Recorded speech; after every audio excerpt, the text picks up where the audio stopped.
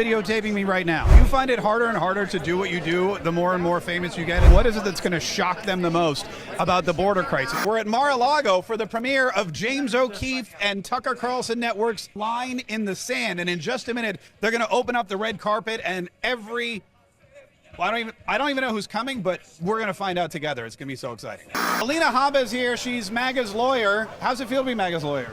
It's great. It's been quite the journey. I bet. Quite the journey, yeah. Thank you for keeping President Trump out of jail. That's like a 24/7 job. Yeah.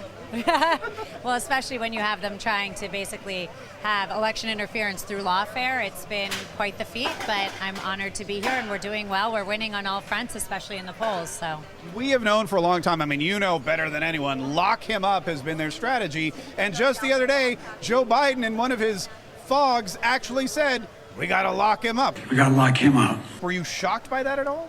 Well, I think it was one of those quiet things you're supposed to say in your head, but not out loud. Yeah. And you know, he obviously is not doing well age-wise and mental capability-wise, so I'm not surprised that he did it.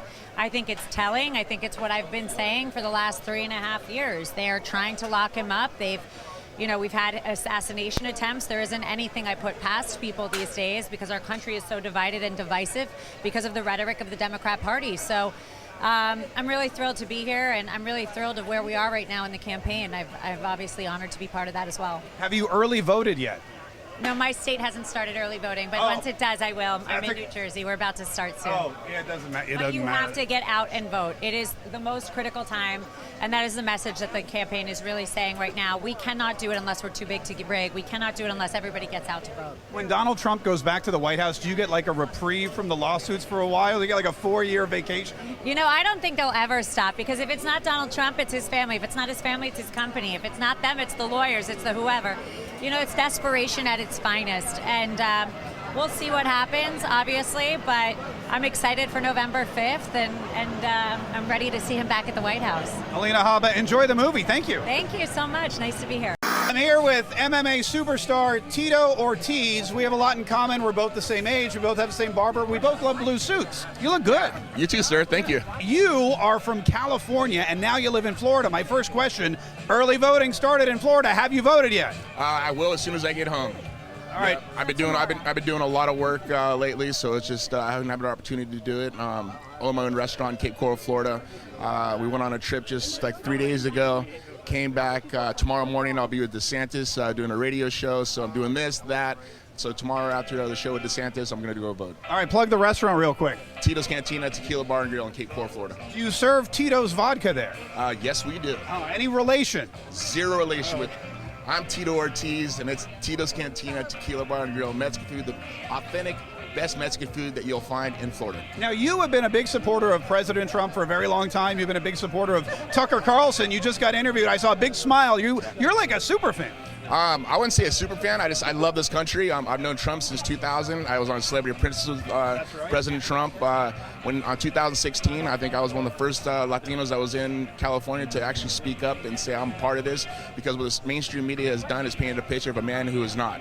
And I know the man who he is. And everybody that is here, everybody who supports Donald Trump, they're starting to understand it more and more and more and more, and I love it. There are a lot of different groups that are moving away from the Democrat Party. Latino voters are abandoning Kamala Harris and the Democrats. Why is that, do you think? Because we love faith, family, and freedom.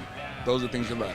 We also know women are moving away from Kamala Harris, even though she's a woman. Why do you think that? Well, voting for somebody based on their sex is ridiculous. We, as conservative women who care about our families, who care about our freedom, we understand how important it is to essentially draw the line in the sand, because if you don't, you're going to lose those things. And having the ability to make choices for our children in schools is so important. Not having them indoctrinated, but also having those family values. The nuclear family is so important, and Kamala doesn't stand for any of those things. Yeah, Amber, that were very well said. All right, one more real quick question. Let's say I'm walking down the street, I'm going to vote, I got my MAGA hat on, and a bunch of angry liberals come up to me. One move, Tito. What do I do to scare them away? Put the hat in your back pocket, look at him and go, I'm voting for Trump. I'm here with Sorbo, Serena from Hercules, the legend. Oh my God, what happened? What did I do? What did I say? Was I not supposed to mention that? Serena from Hercules. No, that's a Isn't blast that- from the past. I love it. Okay. Well, Wikipedia doesn't I lie. played the Golden Hind. That was something, man. Is that where you met Kevin, or did Yes. you met there? I played a princess. That was my first character on Hercules, and then I came back and I played the Golden Hind. Yeah, and now you're his queen. And now, yeah, I'm his. Yes, that's exactly correct. But you haven't seen the movie yet, or you have? No, I have not. Okay, what do you know about it, and what are you most excited about seeing? I'm worried about seeing the movie because I know I'm going to see the proof of what I already know, and but I'm excited to see the movie because I think that the movie carries a very important message and will empower me to help spread that message to people who need to know. And folks, we ought to be talking about this stuff. We ought to be talking about it in the grocery line, in the line at the post office, at the DMV, wherever you are, at the doctor's office. Start a conversation with the person who's in the waiting room. They've got nothing else to do, and have this conversation with them and tell them that we need to save this nation. And it's not just on X. Like Kevin's all over X. He's always tweeting and stuff. But you got to take it out to the people that aren't already converted. This tweet? Which one of the? Which one? Well, the one that I kind of blew up because I didn't leave Hollywood because I was canceled. I left because they're all. I mean, he was there. Sam Sorbo, have you early voted?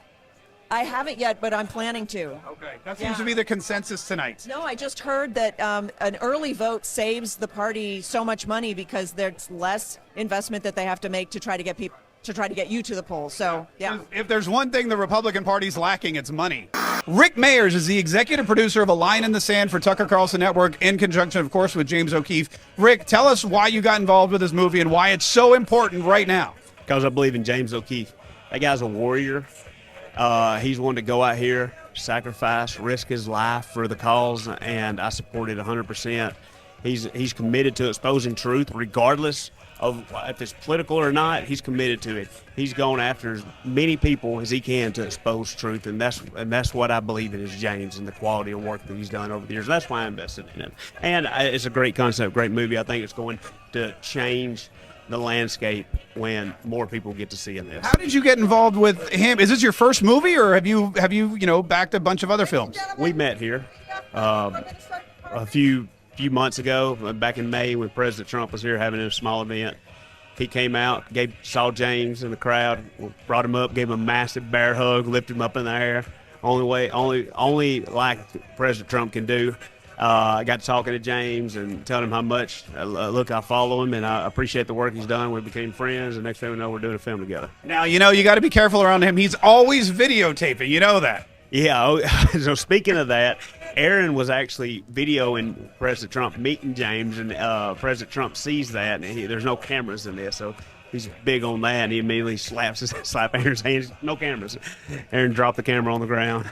It's pretty funny. Oh, so video. are you going to now, because you're in the oil business and you met here at Mar-a-Lago, so it appears that Mar-a-Lago is not just the political center of the world, but it's Hollywood East. Are you going to do some more projects with Tucker? Are there more projects with James? Are there more projects with other conservative filmmakers? Yeah, we're hoping so. We're hoping to get at least a 3-movie contract out of this and continue to do. If the numbers continue to improve, that's something that will happen. And yeah, as far as Mar-a-Lago, this is basically the mecca of my life. I met my wife here, got married here. What? So Mar-a-Lago means everything to me. If it wasn't for Mar-a-Lago and President Trump, I wouldn't be married to my beautiful wife, and we just found out we're having a kid for the first time. So this is a great year. Congratulations, Rick. That's amazing. Wife, baby, huge film, all from Mar-a-Lago is really the place where dreams come true. that's right. Don't forget Alabama football. Right. Alabama, fun fact, has never lost at Mar-a-Lago. It definitely never lost. We never lost, period. So I didn't know if we were taking a L or not. There were a couple games. I don't know. Anyway. I'm here with Tim Ballard, the inspiration for Sound of Freedom. By the way, I think you look a lot better than Jim Caviezel. I don't think that's true, and neither does my wife, but she still loves me. So Okay, I guess, thank you. You're right. That was fake news. That was some CNN stuff, right? That was bogus. Anyway, listen, thanks for being here. Now you really kind of were the inspiration for one of these first big conservative, I don't know, kind of like conservative entertainment films. How does it feel to now be part of this new genre? Well, look, I've been fighting this fight for 20 years, and I was kind of out in front of it because when I worked as a special agent for Homeland Security, when trafficking wasn't even, you couldn't even Google anything about it, right? So I was kind of seeing it for the first time, and we were trying to design plans around how to do it and how to get it done, and ultimately I had to leave Homeland Security because, big cases, big problems, jurisdictional issues, whatever. So as depicted in Sound of Freedom, I got myself kind of deep into a case in Colombia and had to quit my job in order to finish the job. And, working at this problem from a private, it's private public. You need the law enforcement as well. So I'm just so grateful that people like James O'Keefe can do what I can't do, which is to tell the story in a way that he does, and he's willing. Our work is very similar, actually, going undercover so grateful for Land in the Sand, so grateful for the awareness it's going to bring about what's actually going on. What's your next move? Well, we are continuing doing operations. We're setting up task forces all around. We're focusing in south of the border so we can rescue the kids pre-deployed before they get here. Education programs, policy changing. I'm testifying before Congress of Ecuador, Colombia. We're building task forces, and we are in pre-production of Sound of Freedom 2.